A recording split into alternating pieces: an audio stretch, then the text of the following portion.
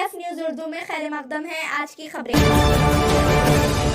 Sangareddy BRS camp office में साबिक वजीर व रुकन असेंबली सिद्दीपेट टी हरीश राव ने प्रेस कॉन्फ्रेंस से खिताब करते हुए रियासत की आवाम को साल 2025 की मुबारकबाद दी और कहा कि बीआरएस ने अपने दौरे इख्तिदार में राइतू बंधु के बाराकसात में किसानों में 70,000 करोड़ रुपए तकसीम किए। रियासत के हर किसान को राइतू बंधु दिया गया, जिससे तेलंगाना की ज़राए पैदावार में रिकॉर्ड इजाफा हुआ। तेलंगाना में चीफ मिनिस्टर रेवंत रेड्डी की क़यादत में कांग्रेस हुकूमत बरसरे इक़्तिदार आने के बाद किसानों से नाइंसाफ़ियों का सिलसिला शुरू हुआ। कांग्रेस ने किसानों को 2 लाख रुपए तक कर्ज मुआफ़ करने का वादा किया, लेकिन 50% किसानों के कर्ज जात मुआफ़ नहीं हुए। कांग्रेस ने 10 अक़साम की फसलों को बोनस देने का वादा किया था, लेकिन नहीं दिया। चीफ मिनिस्टर रेवंत रेड्डी खुद वज़ीर दाखिला होने के बावजूद रियासत में कांग्रेस की 1 साला दौर इक़्तिदार में 10 फ़िरका वाराना फसाद हुए हैं। तेलंगाना में अमन व ज़ब्त की सूरत हाल अबतर हो चुकी हैं और शराय जुर्म में इजाफा हुआ है, जिसकी वजह से तेलंगाना में नई कंपनियों का क़याम और सरमायाकारी में मुश्किल हो गई। चीफ मिनिस्टर रेवंत रेड्डी ने तेलंगाना के लोगों सरकारी गीत तेलंगाना तल्ली को तब्दील करने में दिलचस्पी रखते हैं, जबकि इन्हें रियासत के अमन व ज़ब्त को बेहतर बनाने में तवज्जो देनी चाहिए। बीआरएस के 10 साला दौर में तेलंगाना सब्ज़ ज़मराह में था। इस मौके पर एमएलए संगारेड्डी चिंता प्रभाकर, मानिक राव, मंजुश्री जयपाल रेड्डी, एमए मुकीम एडवोकेट मानिक्यम बुच्ची रेड्डी, वेंकट नरसिम्लू, मसूद बिन अब्दुल्ला, मोहम्मद अजीम, हबीब रसूल शकील, एमए समी व दीगर बीआरएस कायदीन व कारकुनान मौजूद थे। అవమానపరుస్తారా, కూలికి కూడా వెలగడతారా, కూలీలను కూడా ఇంకా మీరు రకరకాల దాంతో ఏరు చేస్తారా? ఇది ఏం పద్ధతి అని మేము అడుగుతా ఉన్నాం. ఎలాంటి షరతులు లేకుండా ఉపాధి హామీలో మట్టి పనికి పోతున్న 1,04,00,000 మందికి వ్యవసాయ కూలీలకు మీరు మేనిఫెస్టోలో చెప్పిన ప్రకారంగా ఇచ్చిన మాట ప్రకారంగా సంవత్సరానికి 12,000 రూపాయలు బేషరతుగా ఇవ్వాలని బీఆర్ఎస్ పార్టీ ముఖ్యమంత్రి గారు నీ మాట నమ్మి మిత్తికి తెచ్చి బ్యాంకులలో 2 లక్షల పైన ఉన్న డబ్బు కడితే ఇవాళకి ఒక్క రైతు కూడా రుణమాఫీ కాలేదు. 2 లక్షల లోపున్నోళ్ళు కూడా చాలా మంది ఎలా ఇబ్బందుల్లో ఉన్నారు. ఇక చాలా మందికి రుణమాఫీ కాలేదు. మిత్తిల మీద పడ్డాయి. నువ్వు డిసెంబర్ 7 తారీఖు దాకానే మిత్తి మీద లెక్క పెట్టినావు. ఏడాది ఆలస్యంగా రుణమాఫీ చేసి ఏడాది మిత్తిలు రైతులతో కట్టించినావు. నువ్వు ఇవాళ రుణమాఫీ ఆలస్యం చేసింది నువ్వు. ఏ రోజు రుణమాఫీ చేస్తే ఆ రోజు దాకా మిత్తి కట్టిస్తావా? డిసెంబర్ 7 తారీఖుకే లెక్క పెడతావా? డిసెంబర్ 7, 2023 నాటికే లాస్ట్ అంటే మరి 6 నెలలు ఏడాది మిత్తిలు ఇవాళ రైతుల మీద పడతా ఉన్నాయి. ప్రతి రైతు 20,000, 30,000 ఈ రుణమాఫీ విషయంలో రైతుల మీద భారం పడతా ఉంది. ఇలా 2 లక్షల లోపు కూడా రేషన్ కార్డు నిబంధన పెట్టి, కుటుంబం నిబంధన పెట్టి, కుటుంబంలో ఒక్కరికనే నిబంధన పెట్టి ఇవాళ రుణమాఫీలో కూడా సగానికి సగం రేవంత్ రెడ్డి కోతలు పెట్టేట్టు. ఇలా ఈ రైతుల పట్ల కాంగ్రెస్ పార్టీ వైఖరిని మేము తీవ్రంగా ఖండిస్తా ఉన్నాం. అందరికీ అన్నం పెట్టే రైతన్నను అడుక్కునేవాడిగా మార్చొద్దు. రైతు ఎప్పుడు పై చేయి ఉండాలి, రైతు ఇచ్చేవాడికి ఉండాలి. కానీ రైతులు మీరు దరఖాస్తులు పెట్టించి దరఖాస్తులో తెలుసో తెలియకో తప్పులుంటే మేము చర్యలు తీసుకుంటాం, ప్రభుత్వం తీసుకునే చర్యలకు నేను శిక్షార్హుడిని అని చెప్పి మీరు తీసుకునేటువంటి ప్రయత్నాలు మానండి అని చెప్పి బీఆర్ఎస్ పార్టీ హెచ్చరిస్తా ఉంది. కానీ ఇతర రాష్ట్రాల వాళ్ళైనా పెట్టుబడి పెట్టేటప్పుడు చూసుకుంటారు. బాధ కలిగే అంశం ఏంటంటే తెలంగాణ ఇప్పుడు ఎల్లో జోన్లకు పోయింది. ఇక కొద్దిగా అయితే రెడ్ జోన్లకు పోయినట్టు. కేసీఆర్ ఉన్న 10 ఏళ్లలో ఎప్పుడు ఎల్లో జోన్ పోలే పైసా, గ్రీన్ జోన్. కేసీఆర్ గారి 10 ఏళ్లలో తెలంగాణ ఇప్పుడు గ్రీన్ జోన్ లోనే ఉన్నది. కానీ రేవంత్ రెడ్డి వచ్చిన ఏడాది కాలంలో ఎల్లో జోన్ పోయింది. ఇప్పుడు రెడ్ కు బార్డర్ ఉన్నది. 4 రోజులైతే రెడ్ జోన్ లో పోయింది. దక్షిణ భారతదేశంలో ఎల్లో జోన్ లో ఉన్న ఒకే ఒక రాష్ట్రం తెలంగాణ రాష్ట్రం. బాంబే తర్వాత బాంబే ఎల్లో జోన్ ఉన్నది. ఇవాళ తెలంగాణ కూడా ఎల్లో జోన్ లో పోయింది. రాష్ట్రంలో క్రైమ్ రేట్ 23% పెరిగింది. పోయిన సంవత్సరానికంటే తెలంగాణ రాష్ట్రంలో క్రైమ్ రేట్ 23% పెరిగింది. రేప్ కేసులు 29% పెరిగినాయి. దళిత గిరిజనుల మీద రేప్ కేసులు 12% పెరిగినాయి. ఈ రాష్ట్రంలో ఎటుపోతుంది ఈ రాష్ట్రం? పోలీసులు మంచి పోలీసులు, తెలంగాణ పోలీసులు the best police in the country. ఒకప్పుడు గుజరాత్ వాళ్ళు, మహారాష్ట్ర వాళ్ళు తెలంగాణకు వచ్చి నేర్చుకుందరు. క్రైమ్ డిటెక్షన్ రేషియో మీ తెలంగాణలో చాలా బాగుంది, అసలు ఎందుకు ఇంత ఫాస్ట్ గా మీరు దొంగలు పట్టుకుంటున్నారు, ఎట్లా పట్టుకుంటున్నారు అని మహారాష్ట్ర, కర్ణాటక, గుజరాత్ లాంటి రాష్ట్రం వాళ్ళు తెలంగాణకు వచ్చి నేర్చుకొని పోయింది. కానీ ఇవాళ ఏమైపోయింది? ఏడాది లోపలనే ఎందుకు ఇంత ఆగమవుతున్నది? మరి అదే పోలీసులు కదా, తెలంగాణ పోలీసులు దేశానికి ఆదర్శంగా ఉన్న పోలీసులను ఇలా రేవంత్ రెడ్డి గారి ప్రభుత్వం వాళ్ళని ఇతర అవసరాలకు వాడి, రాజకీయ కక్షల కోసం వాడి తెలంగాణ ప్రతిష్టను మంటగలుపుతున్నాడు, తెలంగాణ పోలీసుల ఆత్మ గౌరవాన్ని దెబ్బతీస్తున్నాడు ఇలా రేవంత్ రెడ్డి గారు. అసలు చాలా మంచి మంచి సాఫ్ట్వేర్ ఉండేది మన దగ్గర. హ్యాక్ అయి ఎవరైనా మహిళలు ఇంట్లో నుంచి బయటకు పోతే హ్యాక్ అయ్యిలో రిజిస్టర్ చేసుకొని పోతే సేఫ్ గా ఆమె మళ్ళా ఇంటికి చేరేదాకా పోలీసులు మానిటర్ చేసేవారు. 23 లక్షల మంది మహిళలు హ్యాక్ అయ్యిలో రిజిస్ట్రేషన్ చేసుకున్నారు. ఇలా హ్యాక్ అయ్యి అనేది బంద్ అయిపోయింది రాష్ట్రంలో. ఈ పెట్టి అనే ఈ పెట్టి కేసెస్ అనే సాఫ్ట్వేర్ ఉండేది, అది కూడా బంద్ అయిపోయింది. అరే కొత్తవి పెడతారా, ఇంకిది మంచిది తీసుకొస్తారా? ఉన్న సాఫ్ట్వేర్ ఎవరైనా బంద్ చేసుకుంటారా? ఈ పెట్టి కేసు బంద్ అయిపోయింది, హ్యాక్ అయి బంద్ అయిపోయింది. అంటే రాష్ట్రంలో ఈరోజు పెట్రోలింగ్ వ్యవస్థ పూర్తిగా దెబ్బతిన్నది. డయల్ 100 కూడా చాలా దారుణంగా ఫెయిల్ అయిపోయింది. బీఆర్ఎస్ ప్రభుత్వం ఉన్నప్పుడు డయల్ 100కి ఎవరైనా ఫోన్ చేస్తే 3 నుంచి 5 నిమిషాల్లో పోలీసులు అక్కడికి చేరుకునేవారు. ఇవాళ డయల్ 100కి ఎవరైనా ఫోన్ చేస్తే దాదాపు 7-8 నిమిషాలు 10 నిమిషాలు పడుతుంది. మరి అప్పుడు 3 నిమిషాలకు 5 నిమిషాలకు వచ్చింది ఎట్లా? ఇప్పుడు 7 నుంచి 10 నిమిషాలు అయింది ఎట్లా? ఏమైంది? ప్రభుత్వం మారగానే మారుతుందా? అంటే అక్కడ టెక్నాలజీ నిర్లక్ష్యం అవుతా ఉంది. ఆ రింగ్ టోన్ ఏందో పెట్టింది కొత్తగా 40 సెకండ్లు ఆ రింగ్ టోనే నడుస్తుంది. యాక్చువల్లీ డయల్ 100 చేసినప్పుడు ఒక్కొక్క సెకండ్ ముఖ్యం. ఒక్కొక్క 5 సెకండ్లలోనే అక్కడ ప్రాణాలు పోతుంటాయి. 5 సెకండ్లలోనే ఒక ప్రాణాన్ని కాపాడే అవకాశం ఉంటుంది. డయల్ 100 పనితీరు రేవంత్ రెడ్డి ప్రభుత్వంలో దారుణంగా పడిపోయింది. ఆనాడు 3 నుంచి 5 నిమిషాలు ఉంటే మరి ఈరోజు 5 నుంచి 7 నిమిషాలకు వచ్చింది. యాక్చువల్గా కేసీఆర్ గారు 9 సంవత్సరాల తన పాలనలో 15,000కు పైగా ఆధునిక ద్విచక్ర వాహనాల్ని కూడా ఆ రోజు కేసీఆర్ గారు అందించారు. పోలీస్ వాహనాలు కొత్త ఇన్నోవా కార్లు ఇప్పించారు. నెల పోలీస్ స్టేషన్ అలవెన్స్ ఇచ్చారు. అదేవిధంగా ఎంతో టెక్నాలజీని అందించారు. Police command control room Hyderabad లో కట్టారు. ఇప్పుడు రోజు రేవంత్ రెడ్డి ఆనే కూర్చుంటుండు. కమాండ్ కంట్రోల్ రూమ్ కట్టింది.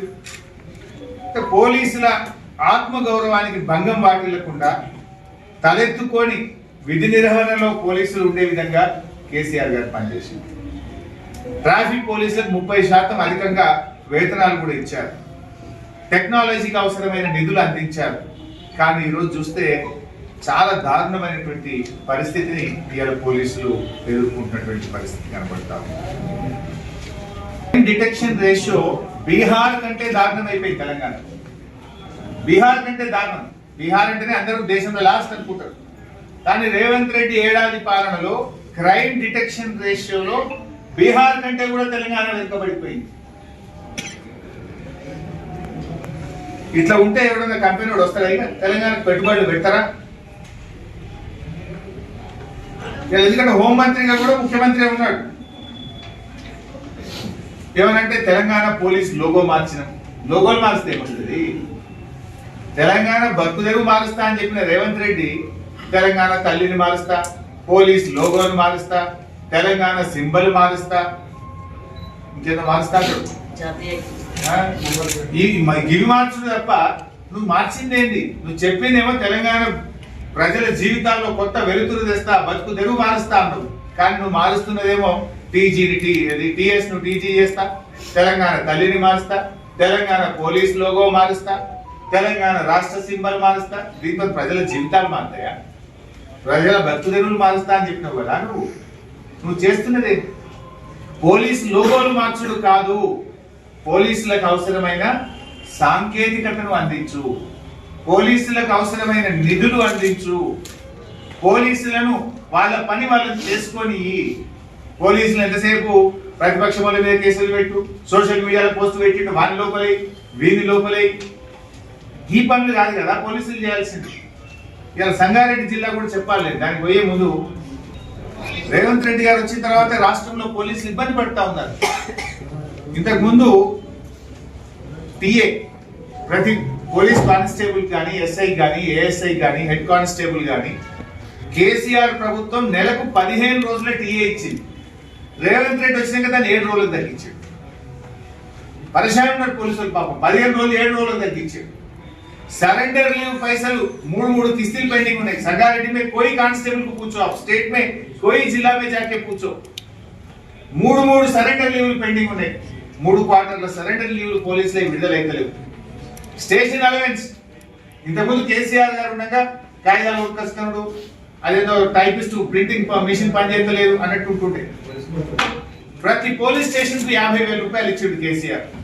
హైదరాబాద్ అయితే 75,000 ఇచ్చి, అరే మీ కాయిదాలు మీరు కొనుక్కోండి, ఎవరైనా పోలీస్ స్టేషన్ కి వస్తే మంచినీళ్ళు తాగిపోయింది, ఛాయ్ తాగిపోయండి అని కేసీఆర్ గారు పోలీసుల గౌరవం, పోలీసుల ప్రతిష్ట పెంచాడు. ఇప్పుడు అవి కూడా విడుదలవుతాయి. స్టేషన్ అలవెన్స్ విడుదల చేయాలంటే కూడా పైరవి చేయాలి. సిండికేట్ లో పోయి ఎవరైనా సిఐ పైరవి చేస్తానో లేకపోతే ఆ పర్సెంటేజ్ ఇస్తే ఆ పోలీస్ స్టేషన్ కి వస్తున్నాయి, మిగతా పోలీస్ స్టేషన్లకు వస్తారు. ఇప్పుడు మళ్ళీ పాత పద్ధతి, ఎవరైనా దొంగలు రౌడీ షీటర్లు ఉంటే ఆ రౌడీ షీటర్ అరే భయ్ మా ప్రింటర్ పనిచేస్తుంది కొనుక్కరా, అరే భయ్ మా అదేదో కాగితం వైట్ పేపర్లు అయిపోయినాయి కొనుక్కరా, గాడికి వచ్చింది మళ్ళా పాత పద్ధతికి వచ్చింది కదా. ఎందుకు విడుదల చేస్తలేరు అని నేను అడుగుతా ఉన్నాను. పాపం ఆరోగ్య భద్రత నెలకు 300 కట్టాడు ప్రతి పోలీస్ కానిస్టేబుల్. ఆయన కుటుంబ సభ్యులకు, తల్లిదండ్రులకు అనారోగ్యం అయితే ఆరోగ్య భద్రత కార్డు ఉంటే భరోసా ఉండేది. ఏ రోగం వచ్చినా కూడా మంచి వైద్యం చేయించుకొని వద్దు. కానీ ఇప్పుడు ఆరోగ్య భద్రత ఆరోగ్యశ్రీ కంటే అధ్వానం అయిపోయింది. పోలీసులకు ఉన్న ఆరోగ్య భద్రత కార్డు ఆరోగ్యశ్రీ కంటే అధ్వానం అయిపోయింది. అది పట్టుకొని పోతే బెడ్స్ ఖాళీ లేవని అదే లోడుతున్నాడు దవాఖానలో. నేను అడుగుతున్నా రేవంత్ రెడ్డి గారిని, ఈ ఏడాది కాలంలో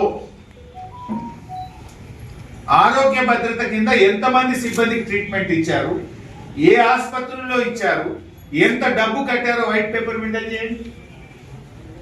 చేయండి. పాపం ఇలా ఆరోగ్య భద్రత కార్డులు పనిచేయక కుటుంబ సభ్యులు వాళ్ళ ఆరోగ్యం దెబ్బతింటే అప్పుల పాలవుతున్నారు మా పోలీసులు. రిటైర్ అయిన పోలీస్ కానిస్టేబుల్లకు, ఎస్ఐలకు కూడా పైసలు వస్తాయి. వాళ్ళు దాచుకున్న ఆరోగ్య భద్రతలో కొన్ని డబ్బులు సేవింగ్స్ ఉంటాయి, వాళ్ళ సొంత డబ్బులు జీతంలో కట్ అయితే పిల్లల చదువులకో ఇంటిలోనుకో తెచ్చుకుంటారు. ఆ డబ్బులు కూడా విడుదలైతే ఇవ్వాలి. హోమ్ గార్డులకు పర్మనెంట్ చేస్తా, మీకు జాబ్ సెక్యూరిటీ ఇస్తా, మీకు బేసిక్ పే ఇస్తా అని రేవంత్ రెడ్డి హోమ్ గార్డులకు మాట ఇచ్చిండు, మేనిఫెస్టోలో పెట్టిండ్రు. ఇవాళ హోమ్ గార్డులకు చెప్పిన మాట అమలైతలేదు. బేసిక్ హోమ్ గార్డులకు పెంచిన జీతం ఇంతవరకు పెంచలేదు. ఏ పోలీసింగ్ అన్నాడు, అరే అందరికి ఒకటే ఉండాలి కదా, సమాన పనికి సమాన వేతనం.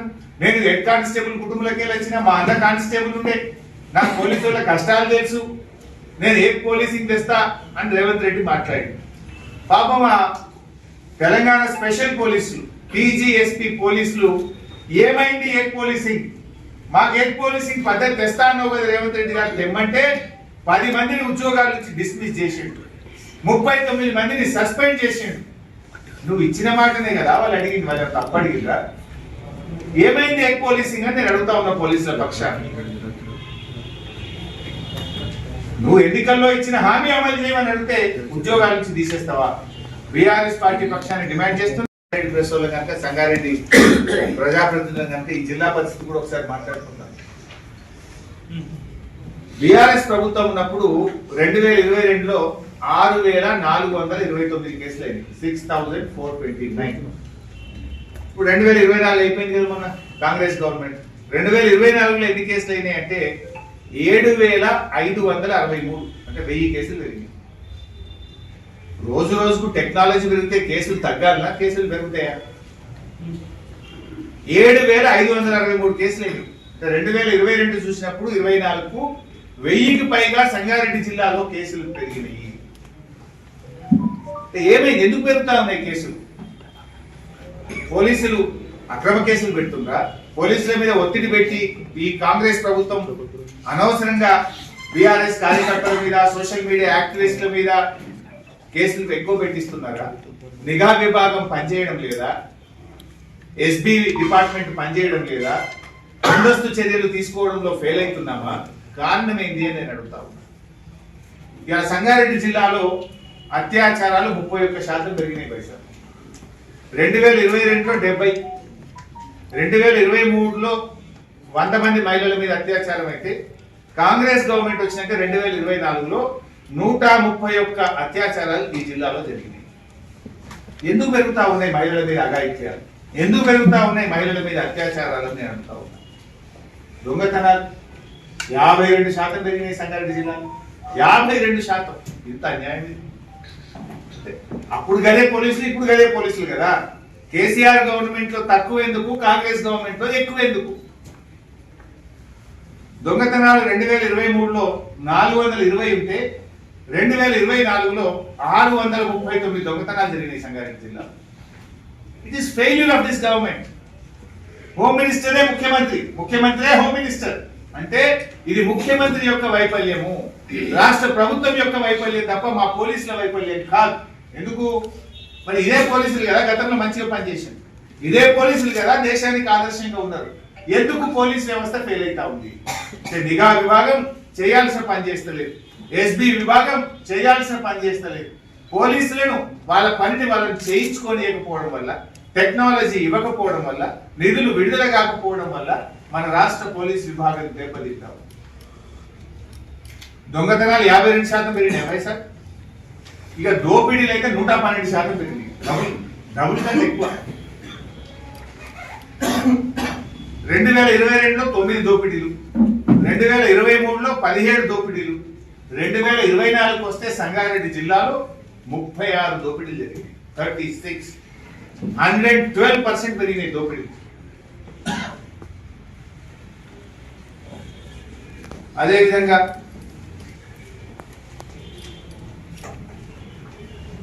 గంజాయి కేసులు 2023లో 11 గంజాయి కేసులు ఉంటే 2024లో 34 గంజాయి కేసులు అయింది. అంటే రేవంత్ రెడ్డి వచ్చినాక గంజాయి విచ్చలవిడైపోయింది రాష్ట్రం.